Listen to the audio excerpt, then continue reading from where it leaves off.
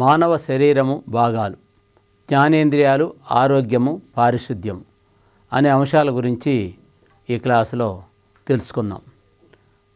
మానవ శరీరం ఎలా నిర్మితమై ఉన్నది? మానవ శరీరం బాహ్యంగా మనం పరిశీలించినప్పుడు ఏమేం భాగాలు కనిపిస్తున్నాయి?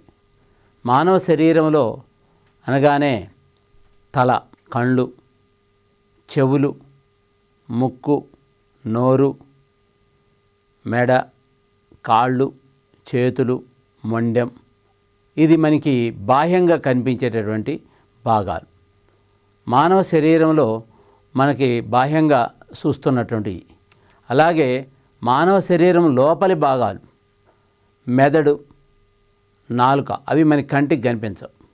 అవి లోపల ఉన్నటువంటి భాగాలు. మెదడు, నాలుక, దంతాలు, గుండె, వెన్నెముకలు, వెన్నుపాము, కాలేయం, అస్థిపంజరం, చిన్న ప్రేగు, పెద్ద ప్రేగు, పురీషనాళం, ఇవన్నీ మనకి లోపల కనిపించేటటువంటి భాగాలు.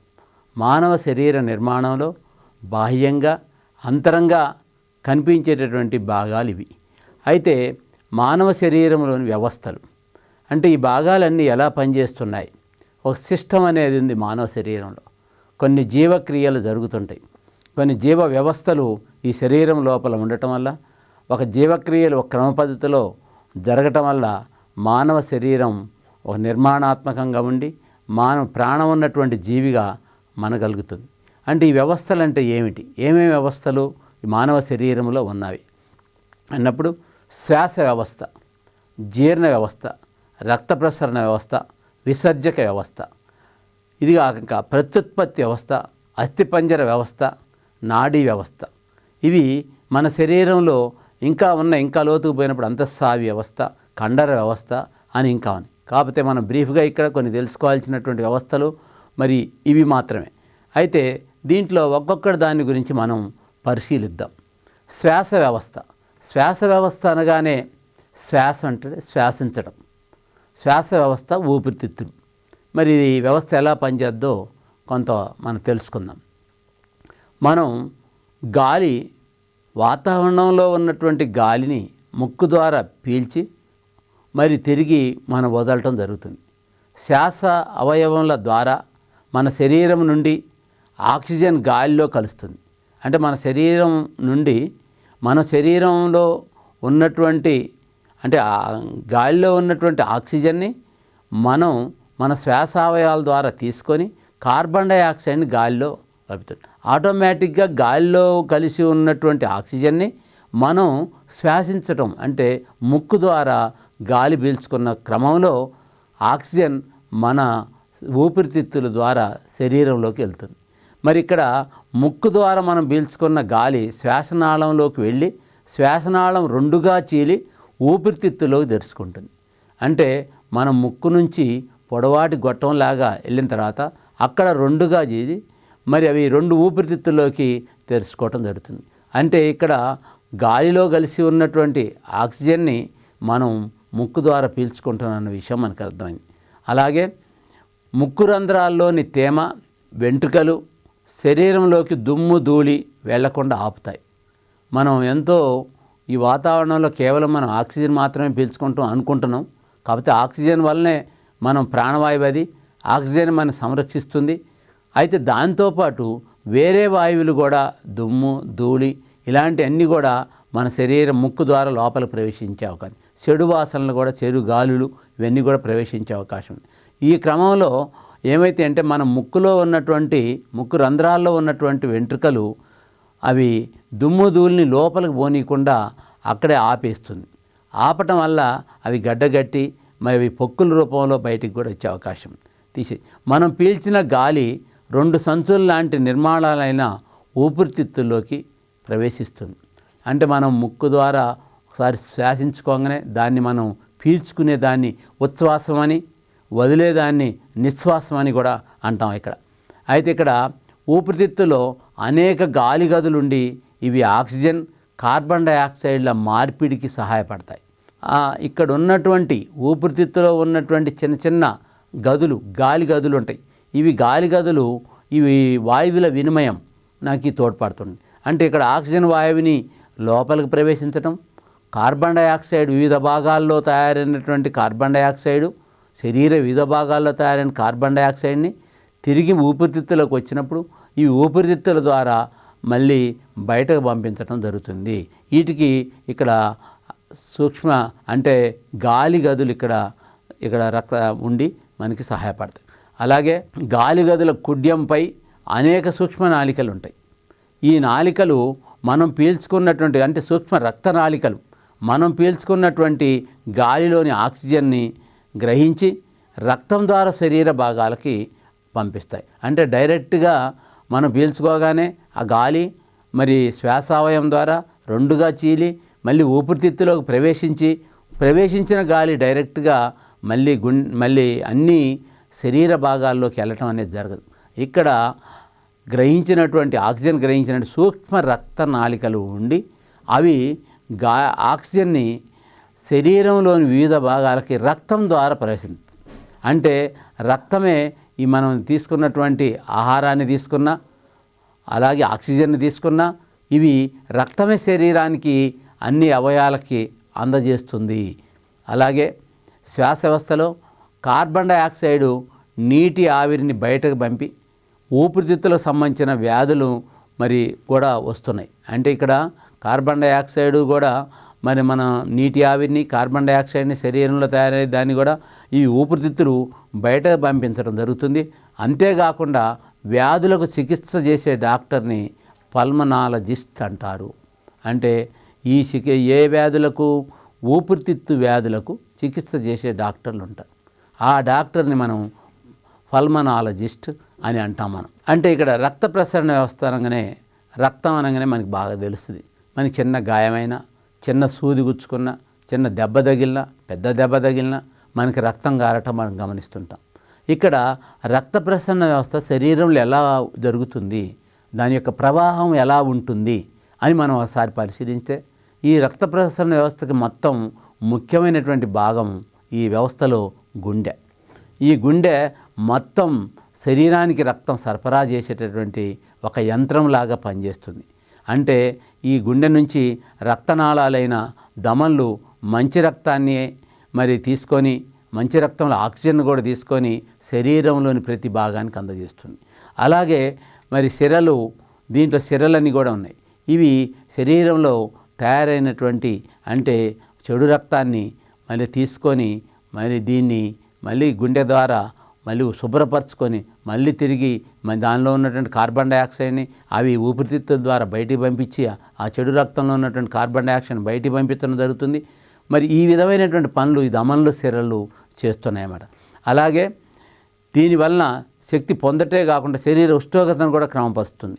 అంటే ఇక్కడ రక్తం ఏం చేస్తుందంటే మరి దాని ద్వారా పోయినటువంటి ఆహార పదార్థాలు మన జీర్ణాశయంలో ఉన్నటువంటి ఆహారం కూడా జీర్ణమై రక్తం ద్వారానే అన్ని అవయవాలకు కూడా చేరవేస్తుంది. మరి అదే రక్తం అంటే ఇక్కడ గుండె నుంచి వెళ్ళేటటువంటి రక్తంలో మరి మనకి ఈ రక్తం శరీర ఉష్ణోగ్రతను కూడా క్రమపరుస్తుంది. అలాగే శరీర వివిధ భాగాల నుండి చెడు రక్తాన్ని కార్బన్ డయాక్సైడ్ని సిరలు వస్తాయని చెప్పి కూడా మీకు విషయం చెప్పడం జరిగింది. అలాగే రక్త ప్రసరణ వ్యవస్థలో ముఖ్యమైనటువంటి భాగాలు అంటే రక్తంలో ద్రవంలో ఉన్న ప్లాస్మా ఉంటుంది. అంటే ప్లాస్మా అనే భాగం. తర్వాత 3 రకాల రక్త కణాలు ఉంటాయి. 1 ఎర్ర రక్త కణాలు, 2 తెల్ల రక్త కణాలు, 3 రక్త ఫలకికలు. అంటే ఈ 3 భాగాలు రక్తంలోని భాగాలు. అలాగే దీంట్లో తెల్ల రక్త కణాలు రోగకారక క్రిములతో పోరాడతాయి. మనకి రోగాలని కలిగించేటటువంటి సూక్ష్మజీవుల్ని చంపివేసే పని చేస్తాయి. అలాగే రక్త ఫలకికలు రక్తం గడ్డగట్టుటల్లో సహాయపడతాయి. ఎర్ర రక్త కణాలు శరీరంలో అన్ని కణాలకు ఆక్సిజన్ని అందజేస్తాయి. ఇవి రక్తంలో ఉన్నటువంటి ముఖ్యమైన భాగాల్లో మరి ప్లాస్మా అన్నాం, అదేవిధంగా ఎర్ర రక్త కణాలు, తెర్ర రక్త కణాలు, అదేవిధంగా రక్త ఫలకికలు అని చెప్పి చెప్పడం జరిగింది. ఇవేం పని చేస్తున్నాయో కూడా చెప్పడం జరిగింది. అలాగే గుండెకు సంబంధించిన రోగాల్ని చికిత్స చేసే డాక్టర్ కూడా ఒక పేరు. మనం ఇంతకుముందు శ్వాస వ్యవస్థ అంటే ఊపిరితిత్తులకి చికిత్స చేసే డాక్టర్ని పల్మనాలజిస్టు, ఇక్కడ గుండెకు సంబంధించిన రోగాల్ని చికిత్స చేసే డాక్టర్ని కార్డియాలజిస్ట్ లేకపోతే హృద్రోగ నిపుణుడు. అంటే ఇక్కడ ఈ డాక్టర్ దగ్గరికి మనం వెళ్ళి మనకున్నటువంటి ఎవరికైనా గుండె జబ్బులు ఉన్నట్టయితే చూంచుకోవటం జరుగుతుంది. అస్థిపంజర వ్యవస్థ. మన శరీరం ఒక ఎముకల గూడు. అనేకమైనటువంటి ఎముకలు తోటి జాయింట్లు చేయబడినటువంటిది. ఈ జాయింట్లను నిప్పితే ఒక కుప్పలాగా ఒక చిన్న సంచిలోకి వెళ్ళిపోతాయని పేర్చినట్టయితే. అంటే ఇలాంటి ఒక నిర్మాణం, అంటే ఒక జాయింట్లతోటి మరి నిర్మించబడి ఉన్నటువంటి వ్యవస్థ తల నుంచి కాళ్ళ వరకు చేతుల వరకు అన్ని పరిశీలించితే మొత్తం కూడా ఎముకలతోటి ఉన్నటువంటి గూడు. దీనికి చుట్టూ మనం తిన్నటువంటి ఆహారం మాంసం ముద్దలాగా కండర వ్యవస్థ ఉంటుందన్నమాట. ఇక్కడ అస్థిపంజర వ్యవస్థలో అనేక రకాల ఎముకలు ఉంటాయి. ఒక ఎముక ఇంకొక ఎముక సంబంధం ఉండదు. అంటే ఈ ఎముకల గూడులో మనం పరిశీలించినట్టు ఎముకలు చాలా రకాలు. మొత్తం అన్ని ఎముకల్ని మనం మొత్తం లెక్క పెడితే 206 ఎముకలు ఉన్నాయి మన శరీరం. 206 ఎముకలు మన శరీరంలో ఉన్నాయి. అయితే శరీర వివిధ భాగాల్లో ఎముకలు ఎలా ఉన్నాయని పరిశీలించినప్పుడు చిన్నగా ఉన్నాయి, పెద్దగా ఉన్నాయి, ఇంకా వెడల్పుగా కూడా ఉంటాయి, చదునుగా ఉంటాయి, వంపులు తిరిగి ఉంటాయి, కొచ్చగా కూడా ఉంటాయి. వివిధ ఆకారాలు, వివిధ పరిమాణంలో ఈ ఎముకలు ఉంటాయంటంలో సందేహాలు. అలాగే అస్థిపంజరం శరీరానికి ఆకారాన్ని, ఆధారాన్ని ఇస్తుంది. ఒక ఆకారం, ఇప్పుడు కుక్కకి ఒక ఆకారం, కోతికి ఒక ఆకారం, అలాగే వేరువేరు జంతువులకు వేరువేరు ఆకారాలు ఉన్నాయి. మనిషికి కూడా ఒక ఆకారం. మనిషి నిటారుగా నిలబడి మరి చిన్నతనం నుంచి చూసినట్టయితే చిన్న పిల్లవాళ్ళ వయసు నుంచి ఒక ఆకారం ఉంటుంది. ఆ ఆకారం సంవత్సరం డెవలప్ అవుతుంది.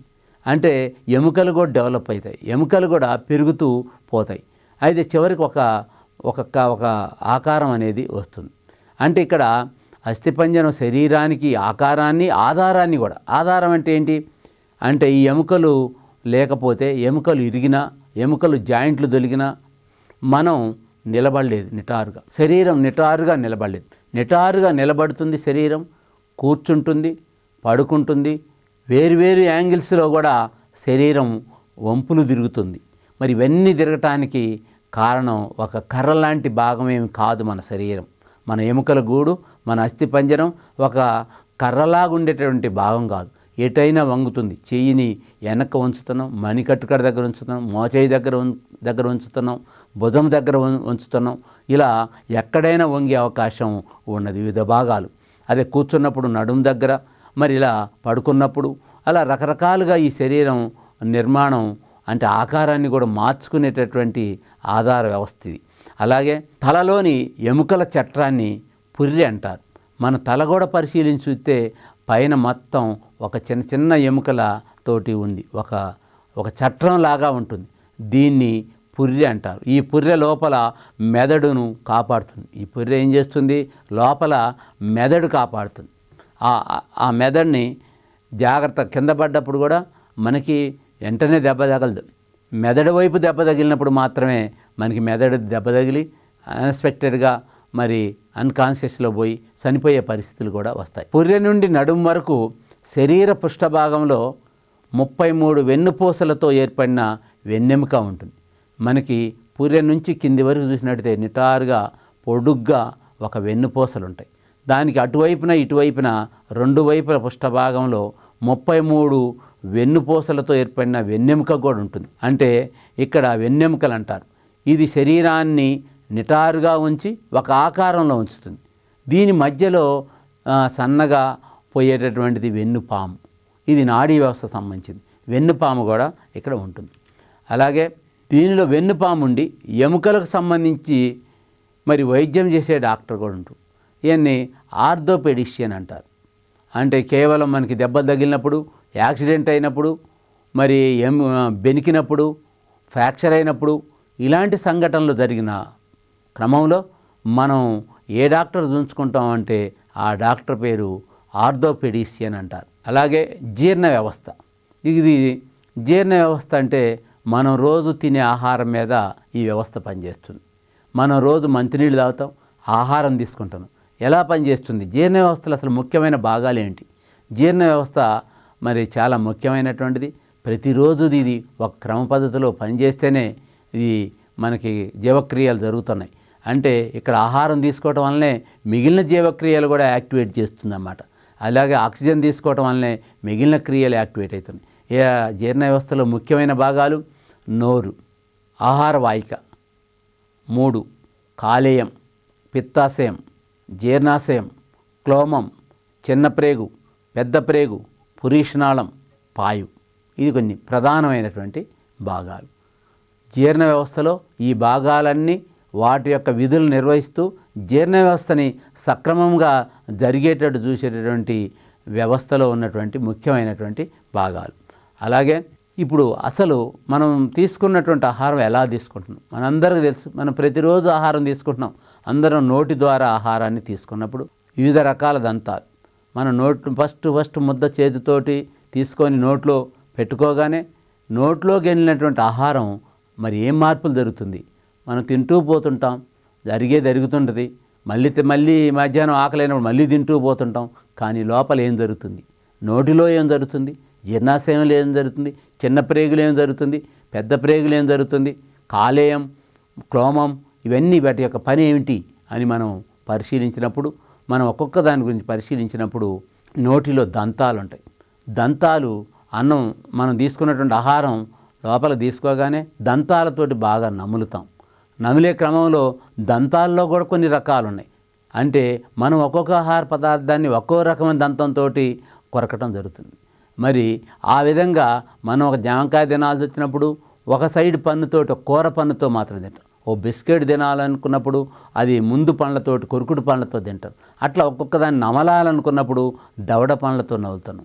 ఇలా రకరకాల పండ్లు మన శరీరంలో దంతాలు అంటే నోటిలో అమరి ఉండటం వల్ల మనం ఆహారం మెత్తగా నమిలేటట్టు జరుగుతుంది. అంటే కొన్ని మార్పులు, అంటే నోటిలో ఇంకా లాలాజలం ఉండి ఇట నమిలే క్రమంలో బాగా నలిగి మరి చిన్న చిన్న ముక్కలుగా అయిన క్రమంలో ఆ ముక్కలకి లాలాజలం, మన నోటిలో ఉన్నటువంటి లాలాజలం స్రవించి వాటితో కలిసిపోతుంది. అలాగే నోటి ద్వారా తీసుకున్న ఆహారం వివిధ శరీర భాగాలకు మరి డైరెక్ట్గా చేరం. అంటే చాలా మార్పులు డైరెక్ట్ తిన్నది తిన్నట్టుగానే శరీర భాగాలకు పోవటం అనేది జరగదు. అంటే ఇక్కడ అనేకమైనటువంటి రసాయన మార్పులు జరుగుతున్నాయి. ఘన ద్రవ రూపాల్లో ఉండే పదార్థాలు చివరికి రక్తంలో కలిసేలా చాలా సరళమైన ద్రవాలుగా మారుతాయి. చాలా పదార్థాలన్నీ మనం తీసుకున్నటువంటివి ద్రవ రూపంలో మారుతాయి. మన వాళ్ళు మనకి ఏదన్నా అయినప్పుడు, అనారోగ్యానికి గురైనప్పుడు మనకి గ్లూకోజ్ ఎక్కిస్తున్నారు. గ్లూకోజ్ అంతా మరి ద్రవ రూపంలో ఉంటుందో మనం చూస్తున్నాం. అంటే మనం తినే ఆహారం కూడా చివరికి అది చాలా ద్రవ రూపంలో ఉండి గ్లూకోజ్ మాదిరిగా తయారై అది ఆహారం మన రక్తంలో కలిసిద్ది. రక్తం ద్వారా ప్రయాణించి వివిధ భాగాలకు అందజేస్తుంది. అంటే ఇక్కడ ఈ పదార్థాలు అన్ని శరీరం ఉపయోగించుకోగా కొన్ని మరి రక్తంలో కలిసిపోయాక ఇక మిగిలినటువంటి పదార్థాలు మలం, మూత్రం ద్వారా శరీరం పురీషనాళం పాయు ద్వారా బయటకు వెళ్ళటం జరుగుతుంది. మరి ఈ విధంగా జీర్ణక్రియ అనేది జరుగుతుంది. అయితే ఈ విషయంలో డాక్టర్ బీమాంట్ ఒక ప్రయోగం చేశాడు. అది కూడా మనం తెలుసుకోవాల్సిన అవసరం ఉంది. 1822లో మార్టిన్ అనే ఆయన సైనికుడు 18 సంవత్సరాల వయసులోనే ఒక యుద్ధంలో గాయపడి కడుపులో బుల్లెట్ వెళ్ళింది, పెద్ద రంధ్రం అయింది. ఈ రంధ్రంలో ఏర్పడటం వల్ల ఒక రంధ్రం ఏర్పడింది. దీన్ని డాక్టర్ బీమాంట్ ఏం చేశాడంటే వైద్యం చేయాల్సి వచ్చింది. కడుపులో కొంత ద్రవాన్ని తీసుకొని కొన్ని ప్రయోగాలు చేశాడు. ఏం ప్రయోగాలు చేశాడంటేనా, కడుపులో తిన్నటువంటి ఆహారం కడుపులో ఎలా జీర్ణం అవుతుంది, అదే ఆహారం కడుపులోకి వచ్చిన తర్వాత దాన్ని ఒక గ్లాసులో తీసుకొని మరి ప్రయోగం చేస్తే అది ఎలా జీర్ణమైద్ది అని ప్రయోగం చేశాడు. ఈ ప్రయోగం చేసినప్పుడు కొన్ని విషయాలు ఆయన తెలుసుకున్నాడు. కొన్ని విషయాలు తెలుసుకునే అవకాశం వచ్చింది. కడుపులో కన్నా గ్లాసులో ఆహారం మరి చాలా నెమ్మదిగా జీర్ణం ఉంది. కడుపులో ఉన్నటువంటిది తొందరగా జీర్ణమైంది. వివిధ ఆమ్లాల ఆ కలయిక వల్ల, వివిధ చర్యల వల్ల ఇది తొందరగా జీర్ణమైందని చెప్పి ఈ విషయం మనకి తెలిసిందన్నమాట. అక్కడ కడుపులో చిలకబడుతుంది ఆహారం, కాబట్టి అక్కడ మనకి తొందరగా జీర్ణం కావటానికి అవకాశం ఉంది. అదేవిధంగా వీటిలోకి తీసుకున్న ఆహారం నమలబడి, మామూలుగా మనం నోటి ద్వారా తీసుకున్నటువంటి ఆహారం బాగా నమలబడి నోట్లోని లాలాజలంతో కలిసి ఇందుకు 5 నుండి 30 సెకండ్ల వరకు సమయం పట్టవచ్చు. కొద్ది బాగానే ఎక్కువసేపే నలుతుంది. అంటే మనం ముద్ద నోట్లో పెట్టుకుంటున్నాం అన్నం తినేటప్పుడు. ఇది కొంత టైంలో అది నమిలాక ఒక హాఫ్ మినిట్ నమిలాక మళ్ళీ హాఫ్ మినిట్ తర్వాత మనం ఆహారం తీసుకోవడం జరుగుతుంది. ఆహార నాళం ద్వారా కడుపులోకి అంటే జీర్ణాశయంలోకి తీసుకెళ్తుంది. కడుపులో ఉన్నటువంటి ఆహారం చిలకబడి జీర్ణరసాలతో కలిసి చర్య జరిగి ముక్కలుగా తయారవుతుంది. ఇందుకు 3-4 గంటలు సమయం పట్టవచ్చు. అది ఆ తర్వాత చిన్న పేగు ఆహారం అంటే ఇప్పుడు ఈడ బాగా జీర్ణమై మెత్తగా ద్రవాలుగా మారినటువంటి ఆహారం ఇక్కడ చిన్న పేగులో ఉన్నటువంటి రక్తనాళాలు అవి శోషించుకుంటాయి. అవి రక్తంలో కలిసి రసంగా మారి ఒక గ్లూకోజ్గా మారి అది రక్తం శోషించుకోవడం అవకాశం ఉందన్నమాట. అంటే ఇక్కడ శోషణ క్రియ అనేది కూడా జరుగుతుంది. ఇక్కడే మనం తిన్నటువంటి ఆహారం జీర్ణం కావటం జరుగుతుంది. ఇదే మనం జీర్ణం కావటం అంటారు. తర్వాత దాంట్లో మనం ఎంతో ఆహారం తీసుకుంటే ఏ కొద్దిగో మనం రక్తంలో కలిసే అవకాశం.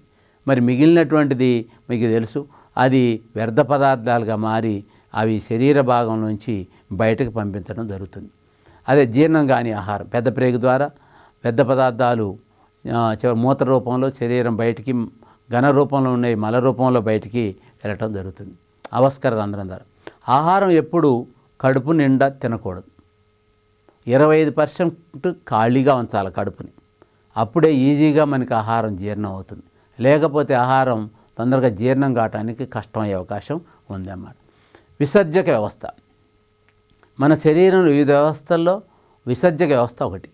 విసర్జక వ్యవస్థ అంటే మన శరీరంలో ఉన్నటువంటి చెడు పదార్థాలని, మనకి పనికిరాని పదార్థాలని, మనకి అవసరం లేని పదార్థాలని శరీరం తనంతట తానే ఒక అవయవాల ద్వారా బయటకు పంపడం జరుగుతుంది. అంటే బయట పంపే జీవక్రియ అనేది ఒకటి జరుగుతుంది. మన శరీరంలో అనేక జీవక్రియలు నిరంతరం జరుగుతుంటాయి. ఈ క్రియల ద్వారా మలినాలు బయటకు వెళ్తుంటాయి.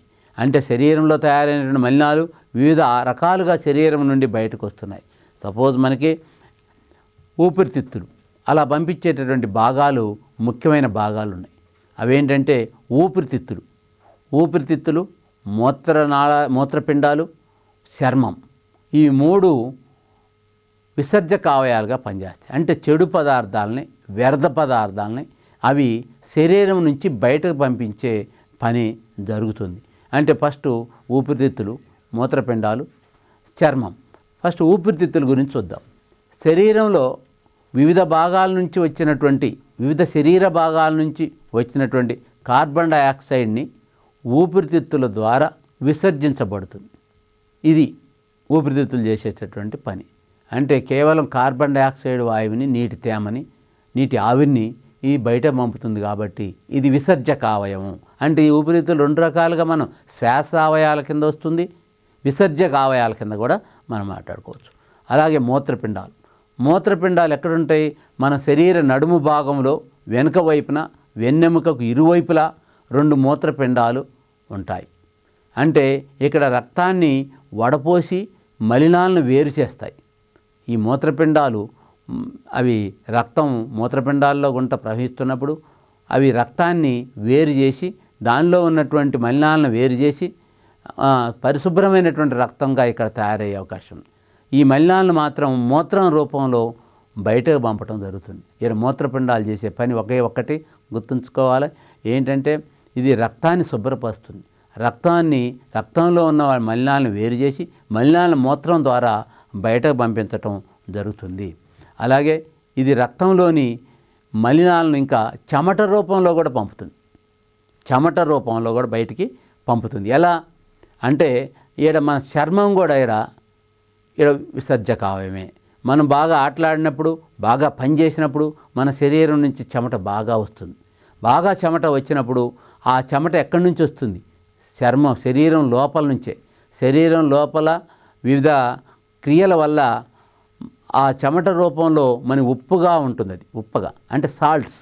అంటే ఆ చర్మంలో వచ్చేటటువంటి కొన్ని పదార్థాలు, మలిన పదార్థాలు, అవి చర్మం ద్వారా, రంధ్రాల ద్వారా ఈ చెమట రూపంలో బయటకు వస్తుంది. కాబట్టి చర్మం కూడా ఒక విసర్జక అవయవమే అని చెప్పవచ్చు. ఇక్కడ ఈ మూత్రపిండాలకు చికిత్స చేసే ఒక డాక్టర్ని మనం ఏమంటాం? ఏ డాక్టర్ దగ్గరికి వెళ్తాం? మన మూత్రపిండాలు ఏమన్నా మూత్రపిండాలు మార్చటం అని, మూత్రపిండాలు శుభ్రం చేయటం అని, ఇట్లా మనకి కిడ్నీలు మార్చేటటువంటిది, ఇవన్నీ విషయాలు మనం చూస్తున్నాం. అయితే ఈ డాక్టర్ని ఏమంటారంటే మనం యూరాలజిస్ట్. ఈ డాక్టర్ని మనం యూరాలజిస్ట్ అని అంటాం అన్నమాట. అదేవిధంగా నాడీ వ్యవస్థ. ఈ తర్వాత నాడీ వ్యవస్థలో ముఖ్యమైన భాగాలు. నాడీ వ్యవస్థ మొత్తం మనమంతా ఏ పని చేస్తున్నా, ఏ ధ్వని వింటున్నా, ఏ శబ్దాలు వింటున్నా, ఏ పని చేస్తున్నా మనకి మన నాడులే పనిచేస్తున్నాయి. ఈ స్పర్శ కానీ అన్నీ కూడా. నాడీ వ్యవస్థలో ముఖ్యమైన భాగాలు మెదడు, వెన్నుపాము, నాడులు, నాడీ కణాలు. శరీరంలో ప్రతి భాగంలో నాడులు ఉంటాయి. ఇవి జ్ఞానేంద్రియాల ద్వారా పొందిన సమాచారాన్ని మెదడుకు పంపుతాయి. మెదడు ద్వారా వచ్చిన సమాచారాన్ని మళ్ళీ తిరిగి శరీర భాగాలకు కూడా అందుతుంది. అంటే ఈ విధంగా మనం మెదడు అనేది, నాడీ వ్యవస్థ అనేది ఏంటంటే అన్ని సమాచారాలను సేకరించి సమాచారాలను తిరిగి అవయవాలకు అందించడం జరుగుతుంది. ఇది అంతా కూడా కేంద్రకమైనటువంటి స్థానం. ఇప్పుడు రక్త ప్రసరణ వ్యవస్థలో చాలా కేంద్రమైనటువంటి ప్రధానమైనటువంటిది ఇది గుండె అయినప్పుడు, ఇక్కడ నాడీ వ్యవస్థలో ప్రధానమైనటువంటిది మెదడు. మెదడు ఆధారంగా ఈ మిగిలినటువంటి భాగాలు తమ విధులు తాము చేస్తూ పనిచేస్తుంది. ఇక్కడ సంకల్పిత ప్రతీకార చర్యలు, అసంకల్పిత ప్రతీకార చర్యలు కూడా జరుగుతుంటుంది ఈ వ్యవస్థలో. మెదడు సమాచారాన్ని విశ్లేషించి అవసరమైన సూచనలను నాడుల ద్వారా తిరిగి శరీర భాగాలకు పంపుతుంది. దీని యొక్క విధి. అలాగే ఉదాహరణకి కుక్క మొరుగుతూ మన వైపు వస్తున్నప్పుడు వెంటనే మెదడు శరీర భాగాలని సమన్వయపరుస్తూ నాడుల ద్వారా ఏం చేయాలో ఆదేశిస్తుంది. ఎదురు తిరిగి దాన్ని కొట్టటమా లేకపోతే పారిపోవటమా అనే విషయాలను మెదడే నిర్ణయిస్తే, ఇప్పుడు పోయే వాళ్ళంతా మెదడు ఆజ్ఞ ప్రకారం పరిగెత్తడం, ఎదురు తిరగటం కూడా మెదడు ఆజ్ఞ ప్రకారమే జరుగుతుంది. అంటే మెదడు మనకిచ్చే సూచనలను బట్టి జరుగుతుంది. అది ధైర్యాన్ని బట్టి కూడా వస్తుందన్నమాట. అలాగే సరైన పోషకాలు, అన్ని రకాల ఆహార పదార్థాలను సరైన పరిమాణంలో తీసుకుంటే మెదడు సరిగా పనిచేస్తుంది. కొంతమందికి మెదడు పనిచేయట్లేదా అంటారు, మెదడు లేదా అంటారు. అంటే మనం అందరి మాదిరిగా పనిచేయకపోతే, అందరి మాదిరిగా మనం విషయాల్ని స్పందించకపోతే, అందరి మాదిరిగా చేస్తూ మనం ఒక మాదిరిగా పనిచేస్తుంటే నీకు మెదడు పనిచేయట్లేదా అంటారు. అంటే ఇక్కడ మెదడు అంటే మనం కాన్సన్ట్రేషన్ చేయకపోవటం, లేకపోతే మెదడుని పూర్తిగా కాన్సన్ట్రేట్ చేయడం వల్ల మనం ఏదో వేరే ఆలోచిస్తున్నట్టు. అంటే మనం చెప్తున్న విషయాన్ని కలిగి కాన్సన్ట్రేట్ చేయకుండా, అంటే మెదడు మన వైపున పనిచేయటం లేదు, వేరే ఎక్కడో ఆలోచిస్తుంది. కాబట్టి అప్పుడు మెదడు లేదు అనే పదం మనం వాడటం జరుగుతుంది. అయితే మెదడు నాడులకు సంబంధించినటువంటి వ్యాధులకు చికిత్స చేసే డాక్టర్ని కూడా ఉన్నారు. ఆయన్ని న్యూరాలజిస్ట్ అంటారు. న్యూరాలజిస్ట్ దగ్గరికి వెళ్తారు. అంటే మనకి ఇలాంటి ఆపదలు వచ్చినప్పుడు, ఏదైనా ఇబ్బంది జరిగినప్పుడు ఆరోగ్యంలో మెదడు, నాడుల్లో, నర్వస్ సిస్టమ్ ఎక్కడ వచ్చినా కూడా ఈ న్యూరాలజిస్ట్ దగ్గరికి వెళ్ళటం జరుగుతుంది. ప్రత్యుత్పత్తి వ్యవస్థ. ఈ వ్యవస్థలన్నీ మరి దీంట్లో ప్రత్యుత్పత్తి వ్యవస్థలో ఏంటి అంటే, దీనిలో ప్రధానమైన అంటే భావితరాలకు రాబోయేటటువంటి సమాజాన్ని, రాబోయే జాతిని, మానవ జాతిని మళ్ళీ పునరుద్ధరింపజేయాలన్నా, మరి ఎన్నో యుగాల నుంచి కూడా జాతి నడుస్తుంది. వేల సంవత్సరాల నుంచి వాళ్ళందరూ ఎవరు లేరు. మళ్ళీ తమ వారసుల్ని, తమ తరాన్ని మళ్ళీ తర్వాత వాళ్ళకి అందియటమే ప్రత్యుత్పత్తి. దాన్నే మనం సంతానోత్పత్తి అని అంటున్నాం. ఇక్కడ ప్రధానమైనటువంటిది ఏంటంటే, పురుషుల్లో ముఖ్యమైన ప్రత్యుత్పత్తి వ్యవస్థలో ముఖ్యమైన భాగాలు, పురుషుల్లో ముష్కాలు, స్త్రీలలో స్త్రీబీజ కోశాలు ఉంటాయి. ఈ ముష్కాల నుంచి శుక్రకణాలు విడుదలవుతాయి, స్త్రీబీజ కోశాల నుంచి అండాలు విడుదలై స్త్రీ శరీరంలోకి పురుష కణాలు ప్రవేశించినప్పుడు సంయుక్త బీజం ఏర్పడి, ఆ సంయుక్త బీజం పిండముగా మారి ఇది 9 నెలల్లో వివిధ అవయాలు డెవలప్ చేసుకొని శిశువుగా జన్మించడం జరుగుతుంది. అంటే ఇక్కడ ఇది ప్రతి మనిషిలో, ప్రతి జీవిలో జరుగుతుంది. అలాగే మానవునిలో కూడా జరుగుతుంది. మరి ఈ విధంగా ఈ వ్యవస్థ ద్వారానే తర్వాత తరాలను అందియటం జరుగుతుంది. అంటే తర్వాత ఇది ఒక చక్రం లాగా, తర్వాత వచ్చినటువంటి వాళ్ళు మళ్ళీ వారిలో కూడా అలాగే జరిగి ఈ ప్రత్యుత్పత్తి వ్యవస్థ అనేది మరి మనుషుల్లో జరిగేటటువంటి విధానం. జ్ఞానేంద్రియాలు అంటే ఏంటి అంటే, మనం కొన్ని జ్ఞానమైనటువంటి విషయాల్ని కొన్ని అవయవాల ద్వారానే పొందుతాం. ఆ అవయవాల ద్వారానే సమాచారం మెదడుకు చేరవేస్తుంది. ఆ అవయవాలు సరిగా పనిచేయనప్పుడు అది ఆ జ్ఞానేంద్రియం పనిచేయట్లేదు, జ్ఞానేంద్రియం అనటానికి వీల్లేదు. ఎందుకు? జ్ఞానేంద్రియాలు మన శరీరంలో మొత్తం 5. 1 కళ్ళు, 2 ముక్కు, 3 చెవులు, 4 నాలుక, 5 చర్మం. ఈ 5ని మన శరీరంలో ఎక్కడ ఒక జ్ఞానాన్ని ఎలా తెలుసుకుంటుంది అని మనం పరిశీలించినప్పుడు ముందు కళ్ళు గురించి చూద్దాం. కళ్ళు మరి దీంట్లో ఇవి ఒక్కొక్క విషయానికి వచ్చినప్పుడు జ్ఞానభూతులను కలగజేస్తాయి. జ్ఞానభూతులను కలగజేస్తూ కనులు ఏం చేస్తున్నాయి, చెవులు ఏం చేస్తున్నాయి, ముక్కు ఏం చేస్తున్నాయి, నాలుక, చర్మం. అంటే కనులకు పువ్వుల రంగులు తెలుస్తాయి, చెవులకు కోయిల రాగం తెలుస్తుంది, ముక్కుకు మల్లెల వాసన తెలుస్తుంది, నాలుకకు మామిడి రుచులు తెలుస్తాయి. అదే చర్మానికి చల్లని వెచ్చని సంగతులు తెలుస్తాయి. అంటే మనం చూసారా, కనులు పువ్వుల రంగులను చూడాలంటే కళ్ళు లేకపోతే చూడలే. అంటే జ్ఞానం అంటే కళ్ళు ఒక జ్ఞానాన్ని మెదడుకు తెలియజేస్తుంది. ఆ ఎదురుగా కనిపిస్తున్నటువంటి పువ్వు మందార పువ్వు, ఉమ్మెత్త పువ్వు, దాని రంగు తెలుపు, నలుపు అన్న విషయాన్ని మెదడుకు చేరవేస్తుంది. అదేవిధంగా ఎదురుగా వస్తున్నటువంటి పులి, సింహం, ఏమి జంతువు, ఇలాంటి విషయాల్ని కళ్ళు చూడగానే ఆ విషయాన్ని మనకు తెలిసినటువంటి మిత్రుడు, స్నేహితులు, బంధువులు, తల్లిదండ్రులు ఎదురుపడగానే మనం నవ్వుతూ పలకరిస్తున్నాం అంటే కళ్ళే కారణం. అంటే కళ్ళు వెంటనే గుర్తించి ఫలాని వ్యక్తి అని చెప్పి మెదడుకు చేరవేయంగానే మనం దానికి స్పందించడం జరుగుతుంది. అలాగే ఇక్కడ సర్వేంద్రియానం నయనం ప్రధానం అన్నారు. అన్నింటికన్నా కూడా కళ్ళు చాలా ప్రధానం. కళ్ళు లేకపోతే ప్రపంచం ఎలా ఉంటుందో కూడా తెలియదు. కాబట్టి కళ్ళు చాలా ముఖ్యమైనవి. దీంట్లో ఈ జ్ఞానేంద్రియాల్లో కూడా కళ్ళే చాలా ముఖ్యమైనవి. అయితే కళ్ళల్లో చూసిన విషయాన్ని నాడుల ద్వారా మెదడుకు చేరవేస్తుంది. కంటికి పుస్తకానికి 30 సెంటీమీటర్ల దూరం నుంచి చదువుకోవాలి. టెలివిజన్ చూసేటప్పుడు కూడా కొంత దూరాన్ని ఉంచుకోవాలి, దగ్గరగా పెట్టుకొని కూడా చూడకూడదు. కళ్ళు గట్టిగా నలపరాదు, రుద్దటం చేయరాదు. కంటి వైద్యం ఏదైనా జరిగినప్పుడు కంటి డాక్టర్ దగ్గరికి కూడా వెళ్తాం. మరి ఆయనకు కూడా ఒక పేరు ఉంది ఇక్కడ, ఆప్థమాలజిస్ట్. ఆ కంటి డాక్టర్ల దగ్గరికి మనం కంటి జబ్బులు దుంచుకునేటువంటి డాక్టరు ఆప్థమాలజిస్ట్ అని అంటాం మనం. అలాగే తర్వాత చెవులు. చెవి జ్ఞానేంద్రియం ద్వారా మనం శబ్దాలను గ్రహిస్తాం. ఎలా గ్రహిస్తాం? చెవి అనేటటువంటి జ్ఞానేంద్రియం మనకు శబ్దాలను గ్రహించి వెనక నుండి వచ్చినటువంటి శబ్దాన్ని మనం చూడకపోయినా ఆ సౌండ్ని బట్టి ఆ వచ్చిన మనిషి ఎవరో కనిపెడతాం. మనం ఒక పిలుపుతోటే ఆ వ్యక్తి ఎక్కడున్నాడో కూడా తెలియదు, మనం కనిపెడతాం. ఒక కుక్క కానీ నక్క కానీ ఏదైనా ఒక జంతువు యొక్క అరుపును కూడా మనం చూడకుండానే, కళ్ళతో చూడకుండానే మనం ఒక జ్ఞానం అంటే చెవులనే పనిచేస్తుంటే, శ్రవణ నాడులు పనిచేస్తుంటే మనం తప్పనిసరిగా ఆ సౌండ్ దేందో చెప్పి ఎవరో వస్తున్నారని చెప్పి చెప్పగలుగుతాం. అంటే ఈ చెవులు అనేక విషయాలు క్లాస్ రూమ్లో సార్ చెప్తున్నప్పుడు అన్ని విషయాలను కూడా బాగా వినగలిగేటటువంటిదే చెవులు. ఒకవేళ చెవులు పనిచేయకుండా కళ్ళతో చూసుకుంటున్నా మనం ఆయన ఏం చెప్తుండో కూడా తెలియదు. అంటే పూర్తిగా కూడా తెలియదు, పూర్తిగా మన మెదడుకు ఆ విషయం చేరవేయబడదు. కాబట్టి చెవులు అని అంటే చెవుడు అంటారు, చెవుడు ఉంటే మనకి పనిచేయదు అన్నమాట. అలాగే వినలేని స్థాయిలో పెద్ద శబ్దాలను చేసినప్పుడు ధ్వని కాలుష్యం ఏర్పడి చెవుడు కూడా వచ్చే అవకాశం ఉంది. చెవి లోపలికి నీరు వెళ్లకుండా చూడాలి. ఒకవేళ వెళ్ళినట్టయితే నూలు బట్టతో శుభ్రం చేసుకోవాలి. అలాగే ముక్కు, గొంతుకు సంబంధించినటువంటి సమస్యలు వైద్యాన్ని మనం ముక్కు, గొంతు ఇలాంటి అంటే చెవు, ఈఎన్టీ అంటారు. అంటే వీటిని సంబంధించినటువంటి డాక్టర్ మూడేట కలిపి ఒక్కళ్ళే ఉంటారు, ఆయన ఈఎన్టీ వైద్య నిపుణులు అంటారు. అలాగే ఇక్కడ గబ్బిణం అనేది కూడా రాత్రిపూట సంచరిస్తుంది. ఇది తన దారిలో అడ్డంకులను శబ్దాల ద్వారా గ్రహిస్తుంది. ఏదైతే శబ్దం వస్తుందో ఆ శబ్దం వచ్చినప్పుడు దూరంగా పోతుంది. అంటే శబ్దాలు గ్రహించి శబ్దాల ద్వారానే ప్రయాణం కొనసాగుతుంది. ఇకపోతే ముక్కు గురించి కూడా మనకు తెలుసు. ముక్కుతో 2 ఉన్నాయి పనులు. ఒకటి జ్ఞానేంద్రియంగా పనిచేస్తుంది, శ్వాసావయంగా కూడా పనిచేస్తుంది. వాసన చూస్తాం.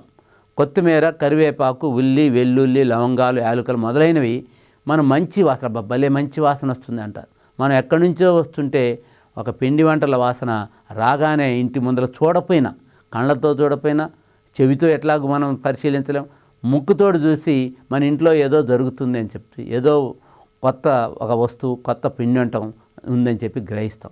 ఎట్లా? ముక్కు వాసన ద్వారా. ఈ వాసన ద్వారా పిల్లులు, కుక్కలు ఇంకా బాగా ఎక్కడ ఇంట్లో దాచిపెట్టిన వస్తువులను కూడా గ్రహించగలిగే శక్తి ఉంటుంది. దొంగలను పట్టించగలిగే శక్తి కూడా ఈ వాసన ద్వారా చేయగలుగుతుంది. అంటే రుచి, ఇప్పుడు వాసన, వీటి రుచి కూడా వాసన వల్లనే వస్తుంది. రుచి అనేది కూడా మంచి వాసన వస్తుందన్నాకనే తినాలనిపిస్తుంది, లేకపోతే లేదు. అలాగే ముక్కులకు మరి బాగా వాసన గ్రహించి మరి ఎట్లాంటి విషయానైనా జ్ఞానాన్ని అందించుతుంది. కాబట్టి ముక్కు ద్వారా వాసన చూసటే కాకుండా గాలి పీల్చుకోవటం, ఉచ్ఛ్వాస నిశ్వాసాలు కూడా జరుగుతున్నాయి. అలాగే నాలుక రుచులు చూడటానికి మనం పైకి చాలా బాగా ఉంటుంది మనం వండుకున్నటువంటి కూరలు కానీ పిండి వంటలు కానీ అది నోట్లో పెట్టిన తర్వాత తెలుస్తుంది దాని సంగతి. అంటే అది బాగా కారం ఉందా, ఉప్పు తక్కువ ఉందా, ఏది ఎక్కువ ఉంది అనేది. అంటే రుచిని బట్టే మనం మిగిలినటువంటి రెండో ముద్ద లోపలికి వెళ్తుంది. అంటే నాలుక ఓకే అంటే ఇంక తర్వాత మనం ఇంకెంతైనా ఆహారాన్ని మనం తింటాం కాదు. అంటే ఈ రుచి చూసేటటువంటిది నాలుక. దీనికి నాలుక మీద రుచి మొగ్గలు అనేవి ఉంటాయి. ఈ రుచి మొగ్గలు ఉండటం వల్లనే రుచులు తెలుసుకోవటానికి సహాయపడతాయి. మనం వాసన ద్వారా ఆహార పదార్థాలు రుచులు చెప్పలేము. అచ్చం వాసన ద్వారా కూడా చెప్పలేము. కొన్ని వాసన బాగానే వస్తాయి, కానీ రుచి తేడా ఉంటుంది. అంటే లోపలికి వెళ్ళిన తర్వాత కారం ఎక్కువ ఉందనుకో, ఇక్కడ వాసనలో బాగా అనిపించినా కారం ఎక్కువ ఉంటే తినలేం. అంటే ఆడ రుచిని బట్టే మనం కొన్ని చెప్పగలం. మనం ఆహారం నోట్లో పెట్టుకున్నప్పుడు కేవలం నాలుక మాత్రమే వినియోగించకుండా నమలటానికి దంతాలు కూడా ఉన్నాయి. దంతాలు కూడా చూద్దాం.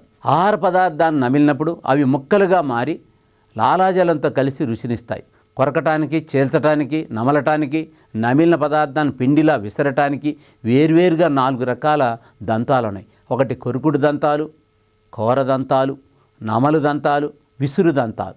ఇట్లా 4 రకాల దంతాలుండి పై దవడలో 16, కింది దవడలో 16, 32 దంతాలు మనం ఉంటాయి. అలాగే దంతాల ఆహారాన్ని నమలటానికి, మాట్లాడటానికి కూడా దంతాలు. ఒకవేళ ఒకరి నోట్లో దంతాలు లేవనుకో మాటలు స్పష్టంగా రావు, మాట్లాడలేరు. కాబట్టి చిన్నపిల్లలప్పుడు మొదట వచ్చే దంతాలను పాల దంతాలు అంటారు. దంతాలను పరిశుభ్రంగా ఉంచుకోవాలి. దంతాలపై గరుకు పదార్థాలను వాడితే దంతాలపై ఉన్నటువంటి ఎనామిల్ పాడవుతుంది. మనం మెత్తటి బ్రష్ను మాత్రమే వాడుకోవాలి, మెత్తటి పుల్లని మాత్రమే వాడుకోవాలి. అలాగే దంతాలకు సంబంధించిన చికిత్స చేసే డాక్టర్ని డెంటిస్ట్ అంటారు. మన చర్మానికి ఏదైనా గుచ్చుకున్నప్పుడు ఇక చర్మం కూడా ఒక జ్ఞానేంద్రియమే. జ్ఞానేంద్రియం అంటానికి మన వెనక నుంచి ఎవరైనా ఒకళ్ళు గుండు సూదితో కానీ గుచ్చినా ఏదైనా పట్టుకున్నా వెంటనే మనకి తెలుస్తుంది విషయం. మనం చూడకుండానే ఆ విషయం ఎలా కనుక్కుంటున్నాం? ఎవరో వెనక ఒక గిచ్చితే ఎలా తెలుస్తుంది? స్పర్శిస్తే ఎలా తెలుస్తుంది? ఆ స్పర్శ నాడుల ద్వారా మెదడుకు చేరవేసి నీ వెనక ఏదో పాగుతుంది, వెనక ఏదో జరుగుతుంది, ఎవరో గిచ్చారు అని విషయాన్ని ఎమ్మటే మెదడుకు చేరవేసే నాడులు ఉంటాయి. అందుకోసమే దీని జ్ఞానేంద్రియం అంటే జ్ఞానం కలుగుతుంది. వెంటనే ఒక స్పర్శ జరగగానే జ్ఞానం కలుగుతుంది. ఓ ముళ్ళు గుచ్చుకోగానే వెంటనే విషయం మెదడుకు చేరిపోతుంది. వెంటనే ఆ ముళ్ళుని తీసేయమని ఆదేశాలు చేతికి అందేయటం వల్ల మనం తీయటం జరుగుతుంది. ఇలా మెదడు నాడీ వ్యవస్థ చేస్తుందనే విషయం మీకు చెప్పాం. ఇది మెదడు ఇక్కడ చర్మం విషయాల్ని స్పర్శించినటువంటి స్పర్శ వెచ్చగా తగిలినా చలిగా అనిపించగానే దుప్పటి కప్పుకోవడం జరుగుతుంది. వెచ్చగా అనిపిస్తే తీసివేయటం జరుగుతుంది. అంటే ఇవన్నీ కూడా చర్మం కొన్ని విషయాలని మనకి జ్ఞానంతో తెలియజేస్తుంది. కాబట్టి ఇది కూడా ఒక జ్ఞానేంద్రియంగా మనం పరిగణిస్తాం. శరీర భాగాలని చర్మంతో కప్పబడి ఉంటుంది. లోపలి భాగాలను రక్షిస్తుంది చర్మం. ఇంకా చర్మం మళ్ళీ విసర్జక అవయవం అని కూడా చెప్పాం. చెమటను మలిన పదార్థాల రూపంలో బయటకు పంపుతుంది. కాబట్టి ఆడ విసర్జక అవయవం, జ్ఞానేంద్రియం 2. చర్మాన్ని ఎప్పుడు పరిశుభ్రంగా ఉంచుకుంటే చర్మ వ్యాధులు మనకి రాకుండా ఉంటాయి. చలికాలంలో చర్మంపై వ్యాధిలీన్ లాంటి పూసుకొని మరి చర్మాన్ని జాగ్రత్తగా చూసుకోవాల్సిన అవసరం ఉంది. పూర్తిగా కప్పి దుస్తులు వేసుకోవాలి. శరీరాన్ని పూర్తిగా కప్పే దుస్తులు వేసుకుంటే చాలా మంచి చర్మాన్ని కాపాడుతున్నట్టు. అలాగే శరీరంలో ఉన్న మలిన పదార్థాలను చర్మం ద్వారా చెమట రూపంలో బయట పంపుతుంది. శరీరంలోని అతిపెద్ద అవయవం ఏదైనా ఉందంటే మన శరీరంలో మనకి మెదడు పెద్దది అనుకుంటాం. కాదు, మెదడు పెద్దది కాదు, గుండె పెద్దది కాదు, మిగిలినటువంటి ఏ అవయానికి ఉంది. కానీ అన్నింటికన్నా పెద్ద అవయవం మన శరీరంలో చర్మమే. ఎటువైపు చూసినా చర్మమే అవుపడుతుంది. ఎటువైపు చర్మాన్ని మనం ఎట్లా బయటికి మొత్తం ఇప్పుడు ఒక వేరే గొర్రెపోతు మేకపోతు అలా కోసినప్పుడు వాడి చర్మాన్ని సపరేట్గా తీస్తారు. అట్లనే మన చర్మం ప్రతి ప్రదేశంలో చర్మం మన శరీరాన్ని కాపాడుతూ రక్షిస్తూ ఉంటుంది. కాబట్టి చర్మం ఒకటి పెద్ద అవయవం అని చెప్పవచ్చు. మనకి చర్మ వ్యాధులన్నీ కూడా అంటువ్యాధులే. చర్మానికి వచ్చే వ్యాధి ఏ వ్యాధి కూడా వేది కాదు, అంటువ్యాధులే, ఒకరి నుంచి ఒకరికి వచ్చాయి. చర్మ వ్యాధులు చికిత్స చేసే డాక్టర్ని డెర్మటాలజిస్ట్ అంటారు. డెర్మటాలజిస్ట్ అంటారు. జ్ఞానేంద్రియాలన్నీ తాము గ్రహించిన విషయాలు మెదడు చేరవేస్తాయి. అలాగే జ్ఞానేంద్రియాలని పంచేంద్రియాలని కూడా అంటారు. తర్వాత ఆరోగ్యము, పారిశుద్ధ్యం అంటే మనం ఇక్కడ ఆరోగ్యం గురించి ఆరోగ్యం గురించి ఏం తెలుసుకుందాం అంటే చర్మ వ్యాధుల గురించి తెలుసుకున్నట్టు మరి ఈ ఆరోగ్యం గురించి కూడా తెలుసుకోవాలి. ఆరోగ్యం అంటే అపరిశుభ్రమైనటువంటి శుభ్రత వల్ల అనేక రోగాలు వస్తున్నాయి. అనేక రోగాలు వచ్చి మన ఆరోగ్యానికి హాని కలగజేసే పదార్థాలను, పరిస్థితులను తొలగించి సరైనటువంటి వాతావరణాన్ని కలగజేయటమే పారిశుద్ధ్యం అంటారు. మనం ఎప్పుడూ కూడా పరిశుభ్రత పాటించాలి. మన శరీర వ్యవస్థలో కొన్ని అవయవాలు సక్రమంగా పనిచేయనప్పుడు మరి మనం అప్పుడు ఆరోగ్యం దెబ్బతినదని అర్థం. ఆరోగ్యం శరీర విధులను సక్రమంగా జరుగుతున్నప్పుడు అంటే సంతులిత ఆహారం తీసుకోవాలి. సంతులిత ఆహారం, క్రమబద్ధ వ్యాయామం చేస్తే మనకుండి పరిశుభ్రమైనటువంటి ఆరోగ్యకరమైనటువంటి పరిసరాలు కూడా శరీర ఆరోగ్యానికి అవసరం. అలాగే పారిశుద్ధ్యం అంటే పారిశుద్ధ్యం గురించి మనం చెప్పాల్సి వచ్చినప్పుడు మధ్యప్రదేశ్లో బేతూరు జిల్లాలో చిచౌలి అనే గ్రామంలో 2011 మేలో ఏం జరిగిందంటే ఒక విషయం జరిగింది.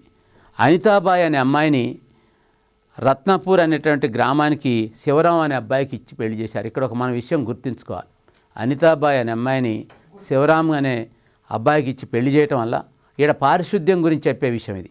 ఎందుకంటే ఆ అత్తగారింట్లో బాత్రూమ్ అంటే టాయిలెట్ మరుగుదొడ్డి లేకపోవటం వల్ల ఆ అమ్మాయి నేను కాపురానికి రానని చెప్పడం జరిగింది.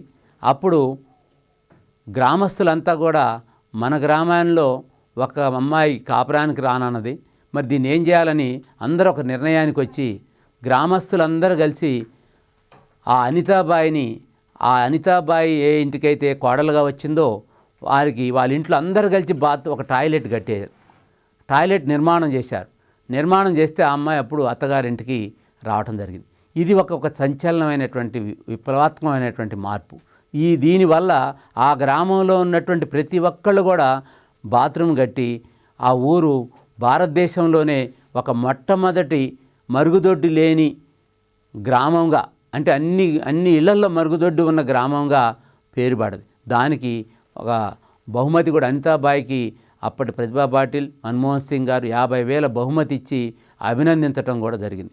ఈ విధంగా మన పారిశుద్ధ్యం అనేది ఈ విధంగా 100% సాధించినటువంటి గ్రామాలకు కూడా ఒక గ్రామంలో అన్ని ఇళ్లల్లో మరుగుదొడ్లు ఉన్నటువంటి గ్రామం ఏదైతుందో దానికి నిర్మల్ పురస్కార్ అవార్డు కూడా ఇవ్వటం జరిగింది. ఇవ్వటం వల్ల ఇది మొత్తం అన్ని గ్రామాల్లో కూడా ఇవాళ స్వచ్ఛ భారత్ పేరిట ప్రతి ఇంటిలో కూడా మరుగుదొడ్డి నిర్మాణం చేసుకోవాలి, పరిశుభ్రతకే ప్రాధాన్యత ఇవ్వాలనే సరే విషయాలను కూడా ఇక్కడ తెలియజేస్తున్నారు. ఇకపోతే ఇంకా మనం పరిశుభ్రత విషయానికి వచ్చినప్పుడు తడి చెత్త, పొడి చెత్త అంటే ఇక్కడ పారిశుద్ధ్యంలో తడి చెత్త, పొడి చెత్త అంటే వేరువేరుగా అంటే కుళ్ళిపోయినటువంటి పదార్థాలు మనం తొలగించాలి. వీటిని మనం తడి చెత్తగా, పొడి చెత్తగా వేరువేరుగా సేకరించి వేరువేరుగా మనం ఆ మున్సిపాలిటీ వారికి, గ్రామ పంచాయతీ వారికి అందజేసినట్టయితే తడి చెత్తని మనం సేంద్రియ పదార్థాల రూపంలో, ఎరువు రూపంలో చేయవచ్చు, కంపోస్ట్ ఎరువుగా మారవచ్చు. అదేవిధంగా పొడి చెత్తలో ఏమైనా వేరే పదార్థాలు, కాగితాలు ఇట్లాంటివి ఏమైనా ఉంటే వాటిని తిరిగి మళ్ళీ రీసైక్లింగ్కి పంపించి ఆ రీసైక్లింగ్ ద్వారా మళ్ళీ కొత్త పదార్థాలు మళ్ళీ తిరిగి అదే పదార్థాన్ని తయారు చేసుకునేటటువంటి పద్ధతి ఉంది. తడి చెత్త, పొడి చెత్త వేరువేరుగా మనం వేరువేరుగా సేకరించడం వల్ల మనం కొంత ప్రయోజనం పొందే అవకాశం ఉందన్నమాట. అలాగే కాబట్టి మనం చెత్తను తగ్గించడం కోసం ప్లాస్టిక్ వస్తువుల వాడకం కూడా తగ్గించుకోవాలి. ప్లాస్టిక్ వస్తువులు వాడటం వల్ల అంటే యూజ్ అండ్ త్రో వస్తువులు వాడటం వల్ల ఈ యూజ్ అండ్ త్రో వస్తువులు వాడటం వల్ల పెన్నులు కూడా ప్రతి వస్తువు కూడా ప్లాస్టిక్ ఇవి తిరిగి బయట బారేయటం జరుగుతుంది. ఇవన్నీ కూడా తిరిగి ఎప్పుడైనా మళ్ళీ భూమిలోకి వెళ్ళినప్పుడు కొన్ని వందల సంవత్సరాలు పడుతుంది ఇది తిరిగి భూమిలో కరిగిపోవాలంటే. కాబట్టి అలాంటి వస్తువులు కాకుండా తిరిగి వాడుకునే విధంగా ఉన్న వస్తువులను తయారు చేయాలి. అయినా మన మానవుల యొక్క ప్రయత్నం వల్లనే అలాంటి వస్తువులు తయారు చేస్తున్నారు. మళ్ళీ తిరిగి అదే మనకే ప్రమాదాన్ని కలగజేసే అవకాశం ఉంది. కాబట్టి మనం ఏదైనా ఒక వస్తువు ఉంటే దాన్ని తిరిగి కడుక్కొని మళ్ళీ తిరిగి దాన్ని శుభ్రపరచుకొని మళ్ళీ తిరిగి ఆ వస్తువుని మరి వాడాల్సినటువంటి అవసరం ఉన్నది. కాబట్టి మనం వస్తువులు ఎక్కువగా ప్లాస్టిక్ వస్తువులు, యూజ్ అండ్ త్రో వస్తువులు మనం ఎక్కువగా వాడవద్దని చెప్పి, ఇప్పుడు ఇక్కడ సంచులు, కవర్లు తిరిగి వాడే విధంగా కూడా ఉండాలి. అంటే ఏ రోజు సంచి ఆ రోజు తీసుకొని కూరగాయలు కొనుక్కొని మళ్ళీ అవి తీసుకుపోయి అటు పక్కన పడేసి మళ్ళీ తెల్లారి మళ్ళీ ఇంకొక కవర్, ఇట్లా మనకి నెలలో ఒక 100 నుంచి 50 కవర్లు వివిధ వస్తువుల రూపంలో మన ఇంటికి వస్తే ఆ కవర్లన్నీ మనం పక్కన పడేస్తే అవి భూమిలో కరగటానికి కొన్ని వందల సంవత్సరాలు పడుతుంది. అందుకోసం ఇవన్నీ నిషేధించడం కూడా జరిగింది. కాబట్టి మనం ఇట్లాంటి ప్లాస్టిక్ పరమైనటువంటి వస్తువుల్ని తక్కువగా వాడాలా. మళ్ళీ తిరిగి వాడుకునే వస్తువుల్ని, ఇప్పుడు గ్లాసులు ఉన్నాయి, ప్లేట్లు ఉన్నాయి, మళ్ళీ తిరిగి కడుక్కొని మళ్ళీ వాడుతున్నాం. అదే యూజ్ అండ్ త్రో అయితే మనం అవతల పడేసే అవకాశం ఉంది కాబట్టి వాడటానికి వీలుంది. అలాగే ఇనుము, గాజు, కాగితము, మరి ఎలక్ట్రానిక్ పరికరాలు కూడా తిరిగి రీసైక్లింగ్ చేస్తున్నారు. ఇప్పుడు ఇనుము ఉంది, మనం ఇనుము సేకరిస్తున్నారు, గాజు ఉంది సేకరిస్తున్నారు. ఇవి తిరిగి తీసుకెళ్ళి మళ్ళీ కొన్ని కర్మాగారాల్లో మళ్ళీ గాజు సీసాలు తయారు చేయటం, మళ్ళీ ఇనుముతోటి కొత్త ఇనుము పదార్థాలు, కొత్త పరికరాలు తయారు చేయటం, ఈ విధంగా ప్లాస్టిక్ను కూడా కరిగించి కొత్తవి తయారు చేసేటువంటి పద్ధతులు కూడా తీసుకొస్తే ఇంకా మంచిదని చెప్తున్నాం. అలాగే కొత్త వస్తువులు తయారు చేసుకుంటూ మనం ముందుకు పోవచ్చు. ఇక్కడ కొన్ని ప్రశ్నలు ఉన్నాయి, చాలా ముఖ్యమైన ప్రశ్నలు. వ్యాధి అనగానేమి? మరి వ్యాధి అంటే ఏంది? మన శరీరంలో అన్ని క్రియలు సక్రమంగా జరగకుండా విఘాతం జరిగిందనుకో, జీవక్రియలకు ఎక్కడైతే విఘాతం జరిగిందో అప్పుడు మన శరీరంలోకి ఏదో ఒక వ్యాధి ప్రవేశించినట్టు లెక్క. అంటే మన అనారోగ్యానికి గురైతే అది వ్యాధికి గురైనట్టు లెక్క. సక్రమంగా పనిచేసే కూడా మనం తెలుసుకోవాలి. ఎలాంటి ఆహారాన్ని తీసుకుంటే ఆరోగ్యంగా ఉంటాం, మనం ఆరోగ్యంగా ఉంటాం. మంచి ఆహారాన్ని తీసుకొని పరిశుభ్రమైన అలవాట్లు చేసుకోవాలి. పరిశుభ్ర వాతావరణంలో జీవించేవారు ఆరోగ్యంగా ఉంటారు. పరిశుభ్ర ఆహారం అంటే ఆహార పదార్థాలపై మూతలు ఉంచుకోవాలి, వాటిపై దుమ్ము, ధూళి, ఈగలు వాలకుండా చూసుకోవాలి. మరి మూతలు లేనట్టయితే ఎక్కడో వాలినటువంటి ఈగలు తిరిగి వాటి ఈగలకు అంటినటువంటి సూక్ష్మజీవులు మన ఆహారం మీద వాలినప్పుడు అవి మనం భుజించటం వల్ల మనకి రోగాలు వచ్చే అవకాశం ఉంది. సూక్ష్మజీవులు మలిన పదార్థాలతో ఆహార పదార్థాలపై వాలినప్పుడే ఇట్లాంటి కలుషితాలు జరుగుతున్నాయి. అలా కాకుండా హాని చేసే సూక్ష్మజీవులు ఆహార పదార్థాన్ని ఫుడ్ పాయిజనింగ్గా మారుసి చాలామంది పెళ్ళిళ్ళలో, ఫంక్షన్లో ఫుడ్ పాయిజనింగ్ జరిగి చాలామంది చనిపోయిన సంఘటనలు. ఒరుగులు అంటే కూరగాయలు, మాంసము, చేప ముక్కలు తదితర వాటికి తగినంత ఉప్పును కలిపి తయారు చేసే ఒరుగులు అంటారు.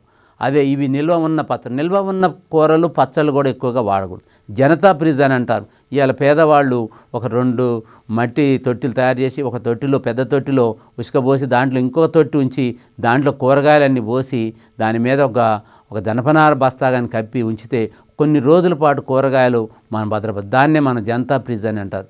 ఇప్పుడు వచ్చేది రిఫ్రిజిరేటర్లు, ఫ్రిడ్జ్ లాంటివి కూడా వాడుతున్నాం. ఇంకా మనం ఆహారం వెనక ఎంతోమంది శ్రమ ఉన్నదని గుర్తించాలి. ఈ ఆహారం ఎవరో మామూలుగా ఉత్పత్తి కావట్లేదు, ఎంతోమంది కష్టపడితే అవుతుంది.